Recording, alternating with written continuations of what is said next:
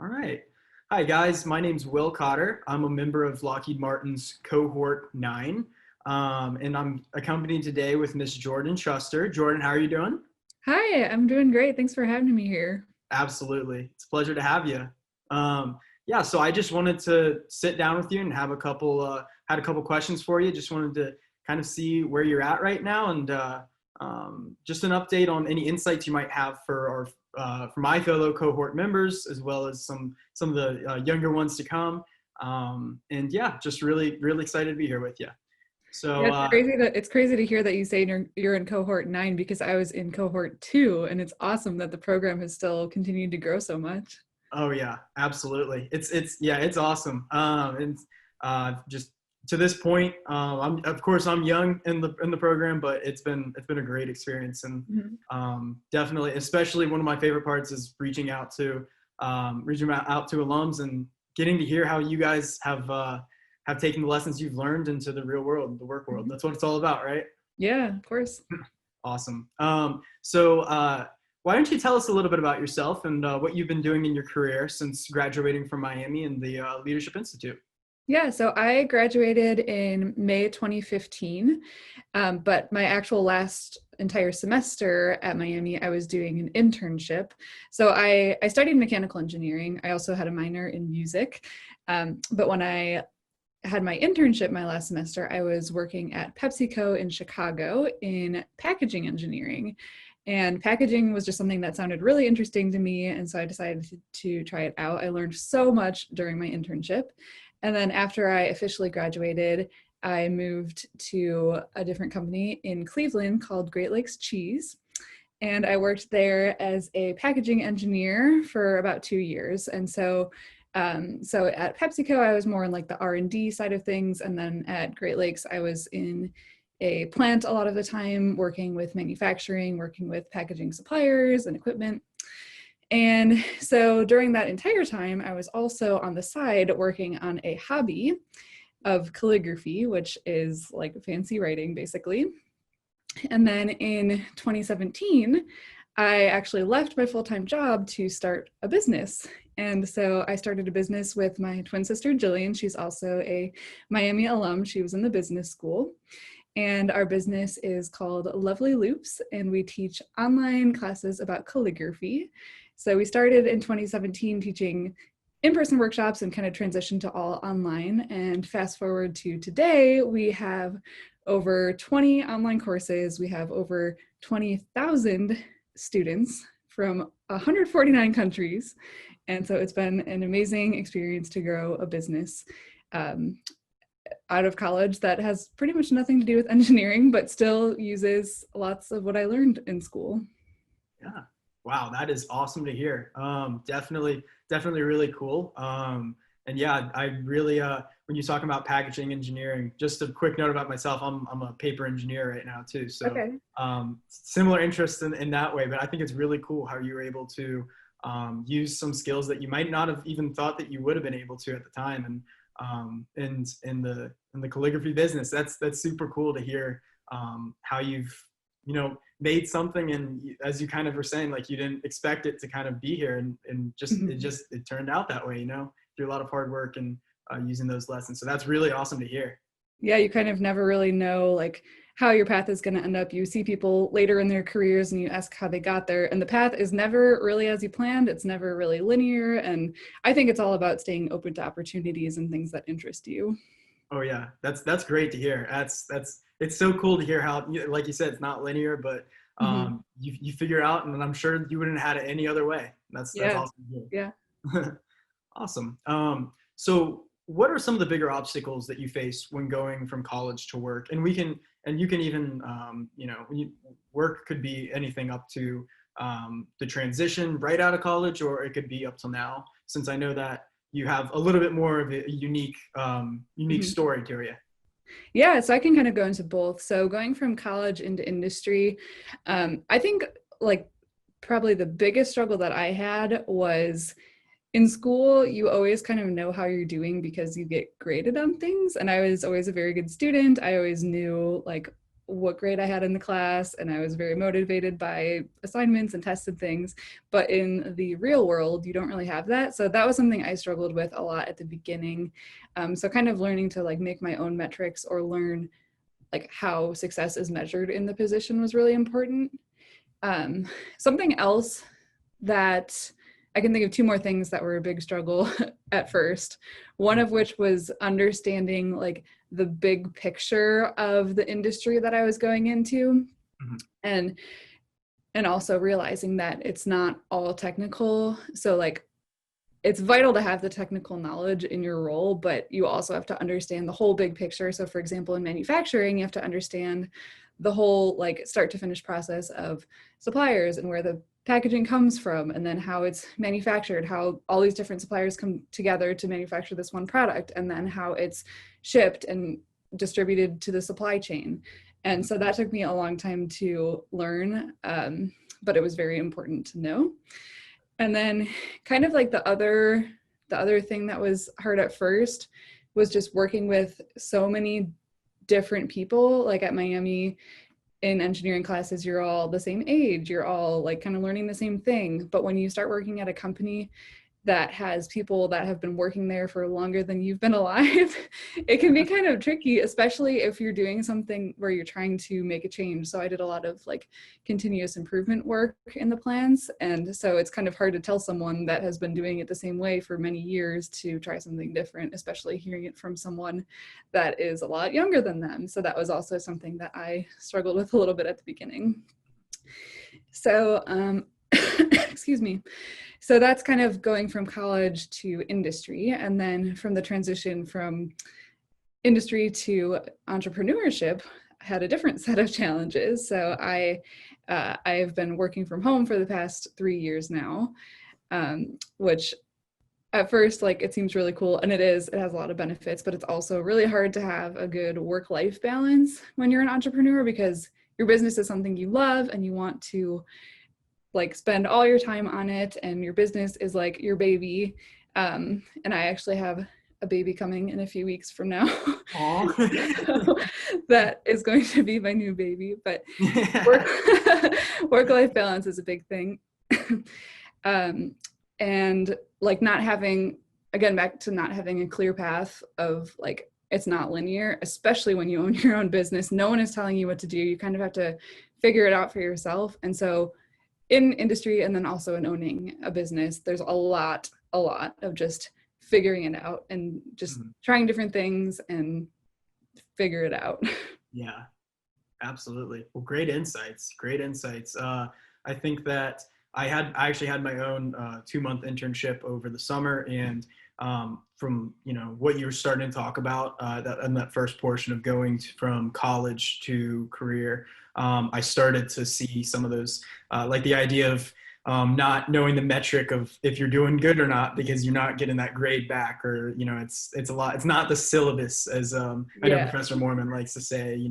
Life isn't like a syllabus once you get out of college. Exactly. So but great insights, and especially with talking about as you went to working at home and having to deal with some of those challenges. And I think it's really cool. I'm sure that as I talk about how the leadership institute has helped me to this point, I'm sure maybe not with the same challenges, but just being comfortable with some of that change probably helps too.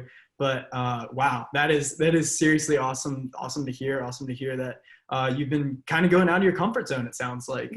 Yeah, for sure. Yeah, that's really cool. Yeah, definitely. So what do you think you learned in the Leadership Institute, or what seeds might you think could be planted that made a difference in understanding what's going on around you? And that could tie into your last answer, I suppose, a little. Yeah. So there's so many things that you learn in the Leadership Institute that's not just like the technical knowledge. Like before I was talking about, you need to have the technical knowledge, but there's also so much more that goes into working at a job in industry, for example.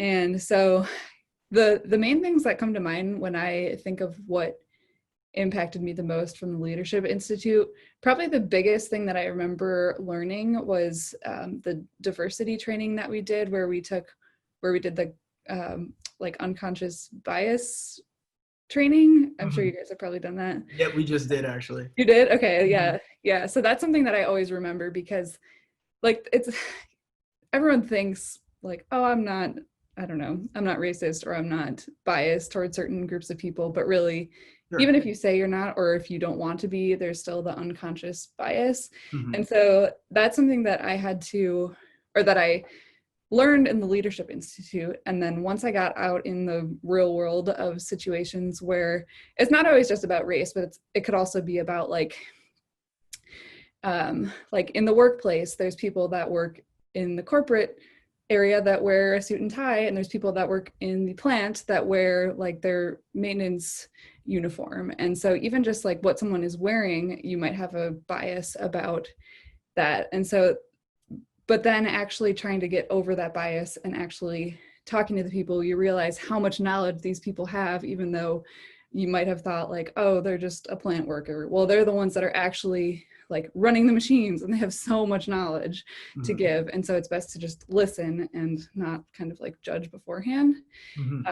Now working in the online world of teaching online, I don't usually see a lot of people face to face, but there's other things that come up in the online world, like the way someone's name appears. Like we use Facebook groups a lot for growing our community, and you can sometimes see a preview of their picture, and if someone looks like they're really old or really young, you might like treat them differently. It is a lot easier online though to treat everyone the same way and not really have those biases, because you're not really seeing them. So that is something that I've kind of realized. And then the other thing that comes to mind from the Leadership Institute is the agile method, which we used when we were doing projects.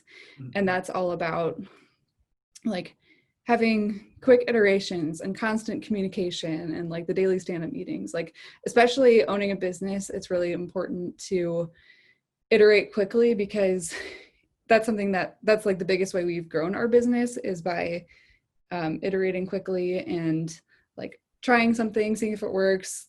If it does, keep doing what it's doing well. If it's not, try something else, versus like spending months and months and months planning something and then like realizing that it doesn't work. So being in constant communication with the people that are our customers or our students, and making sure that what we're building is actually what they want, that can translate directly into if you have a client that you're working with, to make sure that you're constantly in communication with them to make sure that you're producing what they want, and that it's not like a big surprise at the end that you have to redo all of your work.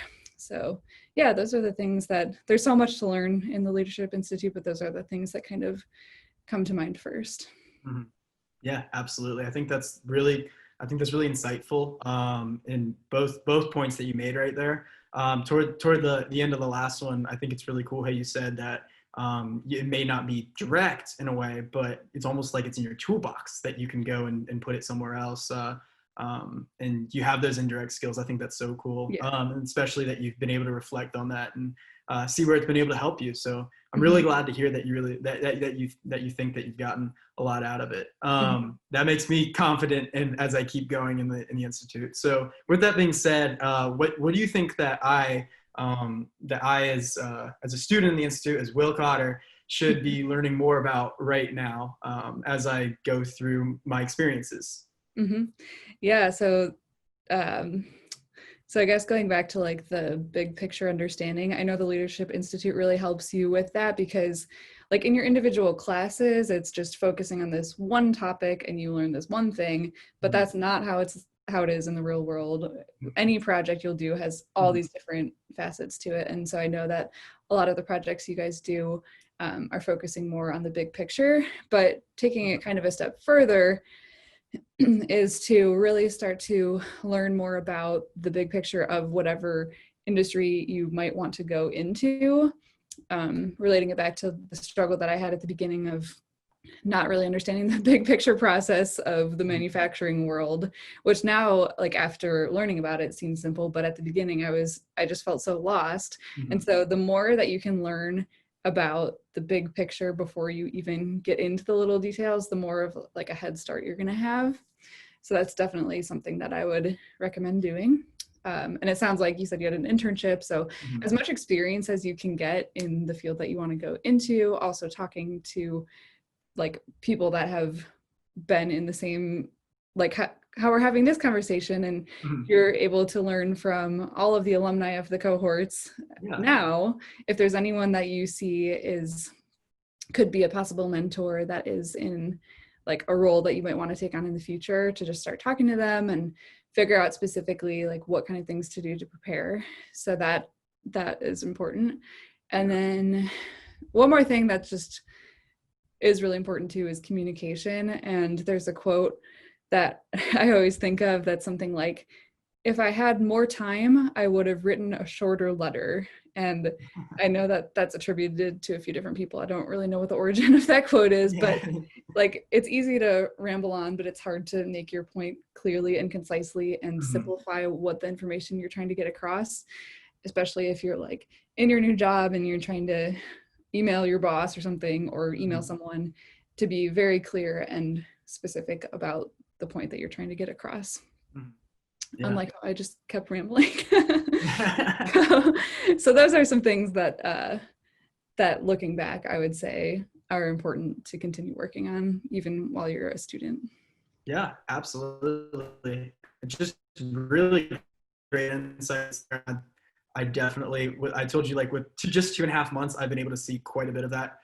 Especially when you talked about emailing. One of the things that I learned with that is that, it's tough. It is tough to definitely have that confidence, to just be able to, say what you need to say and then let that be it. Mm-hmm. But I mean, so many great insights and so many things that I think that just from this interview that myself, and I know that my fellow cohort members are going to really appreciate, to be able to take some of those insights out of it. So thank you so much for being here with us. I had a great time talking to you. And you brought up some really great points that I think my cohort members are, me and my cohort members are really going to take to heart as we continue down the road and get closer to going into the real world, the real work world in the industry. So Yeah. thank you for being here with us today, Ms. Truster. And it's been a pleasure talking to you. Yeah, thank you so much for having me, and best of luck with the rest of your time in the Institute as you transition into whatever you decide to do after. So thank you again. Thank you.